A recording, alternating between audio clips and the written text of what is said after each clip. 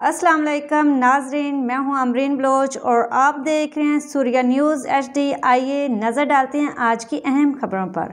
Karachi chairman new Karachi town Mohammad Yusuf, vice chairman Shoaib bin Zaheer के हमरा new Karachi town में मौजूद मसाजिद और बारगाहों का दौरा। इस मौके पर municipal commissioner Saim Imran, focal person Faisal Sagheer, deputy director sanitation Aslam Baig, water and sewerage board के अफसरान और दीगर बल्दियाती अफसरान भी मौजूद थे। Chairman new Karachi town Mohammad Yusuf ने मस्जिद और इमाम बारगाह जाफरिया, मस्जिद पंजतनी और इमाम बारगाह हुसैनी, मस्जिद हैदरी और रज़ा खाना जहरा के दौरा के मौका पर न्यू कराची टाउन की जानिब से मुहर्रम उल हराम के हवाले से किए जाने वाले इंतजामात का भी जायजा लिया। चेयरमैन न्यू कराची मोहम्मद यूसुफ ने 5D न्यू कराची में आमिर शहीद डिस्पेंसरी का भी दौरा किया।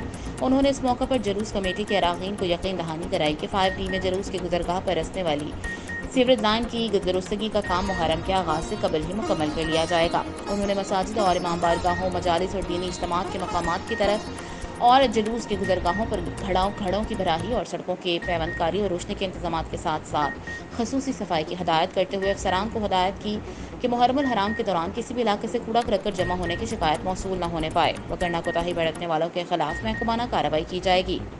न्यू कराची टाउन की इंतजामिया मुहर्रम उल हराम में सफाई सुथराई के इंतजाम के साथ रात के वक्त रोशनी के इंतजाम को भी बेहतर बनाने में मसरूफ है, ताकि मजलिस और जुलूस में शिरकत करने वाले अज़ादारों को किसी किस्म की दुश्वारी का सामना न हो। आज के लिए इतना ही। मज़ीद देखते रहिए सूर्या न्यूज़ HD।